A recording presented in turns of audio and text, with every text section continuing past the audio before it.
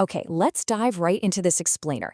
For decades, fans have watched global football absolutely transform. But honestly, the most profound changes haven't actually happened out on the pitch. No, they've been happening quietly in corporate tax havens. Today, we're unraveling the hidden offshore structures that are secretly controlling the sport and looking at exactly why these invisible billion-dollar offshore deals influence clubs and reshape the game as we know it.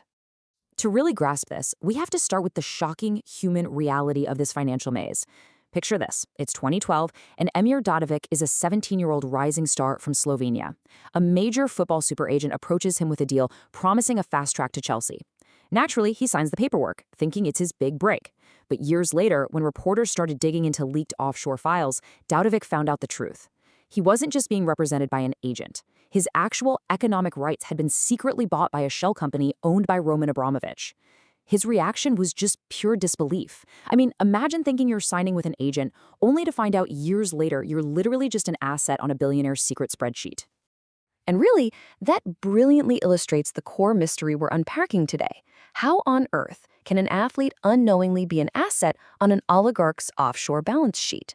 It sounds exactly like some kind of corporate espionage thriller, but for a whole era in modern football, this was just standard business. Highly controversial, sure, but standard. Let's take a look at the exact mechanism that made this possible. Section 1. The offshore takeover. Owning the players. All right, so let's break down the actual cold, hard financial mechanics here.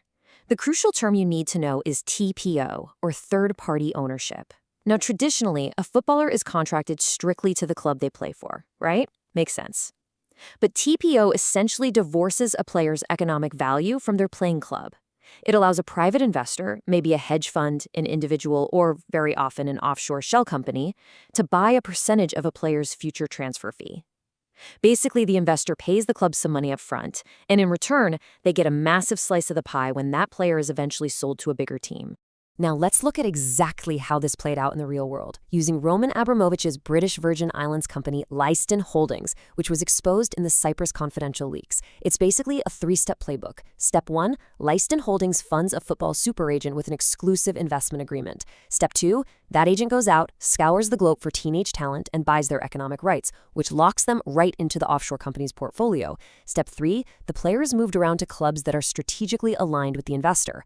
Ultimately, this completely limits the player's own choices and career trajectory. And again, this isn't just abstract numbers on a screen. Take Fabrice Olinga from Cameroon. He was a teenage prodigy, actually the youngest player ever to score in Spain's top division. But his rights were scooped up by Leiston. Fast forward to 2014, and rumors start swirling on Twitter that he's being sold to a Cypriot club called Apollon Limassol. Olinga actually hopped online and replied to his fans, calling the rumors a flat-out lie. But he was wrong. He had already been sold. This massive offshore machinery just moved him, completely without his knowledge, to a club that was part owned by the very agent facilitating these deals. Wild, right? Section 2. Conflicts on the pitch. Okay, let's take this out of the boardroom and onto the grass, because this doesn't just affect a young player's life. It directly threatens the fairness of the actual 90 minutes you sit down to watch on a Saturday. Just consider the stark contrast in incentives here. With a standard player, their incentives and the club's incentives are perfectly aligned. They play for the badge on their shirt, period. But an offshore-owned player? They might be stepping onto the pitch while their economic rights are heavily tied to the owner of the opposing team. That is a massive invisible conflict of interest, and it totally breaches the core rules against third-party influence on a club's performance. Let me paint a picture for you. Imagine a player actively competing against a team whose owner secretly holds a massive financial stake in his career. It happened. October 2017, Watford is playing Chelsea in the Premier League. About 65 minutes in, Chelsea is surprisingly losing 2-1. Watford decides to sub on a Peruvian winger named Andre Carrillo. And during his time on the pitch, Chelsea manages to overturn the deficit and win the game 4-2. Here's where the offshore web gets incredibly tangled. According to the leaked files, Leiston Holdings owned 50% of Carrillo's economic rights. And remember, Leiston was owned by Chelsea's owner at the time, Roman Abramovich. Now, to be absolutely clear, there is zero proof that Carrillo's performance was affected in any way. Honestly, he likely had no idea about the corporate structure operating behind him. But the mere fact that a Chelsea-linked offshore company owned half of a rival's player during a direct match, that is a staggering revelation. It fundamentally chips away at the trust fans place in the integrity of the sport. Section 3. The threat to clubs. Zooming out for a second, we have to realize that these models don't just mess with individual players, they destabilize entire institutions. The financialization of the sport has completely shifted what a football club actually is. Historically, English football was protected by something called Rule 34, which basically ensured clubs were treated as community assets. It limited how much money owners could siphon out, encouraging local directors to reinvest in the stadium and the town. But as the sport globalized, that rule was totally bypassed. Today, in this modern offshore era, historic clubs have been morphed into leveraged corporate vehicles. Some are just cash cows for profit extraction, while others are heavily subsidized by sovereign wealth funds as geopolitical soft power assets. You can really see a stark contrast here. Think about the traditional local turnstiles of the past. That was the original intent of English football clubs, operating as essential civic identity markers for their local communities.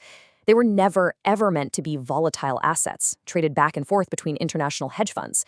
But when clubs are severed from their local roots and hidden behind these complex offshore corporate structures, the financial risks just skyrocket. Take Birmingham City, for example. When offshore structures lack transparency, community assets like this can be plunged into massive debt due to completely misaligned incentives and reckless short-term decisions. The fan-led review of football governance actually highlighted Birmingham City as a prime example of this danger. The club reportedly sank into over £100 million in debt, operating under an incredibly complex offshore ownership structure. It got so convoluted that the club itself and the actual stadium it played in ended up being owned by completely separate entities.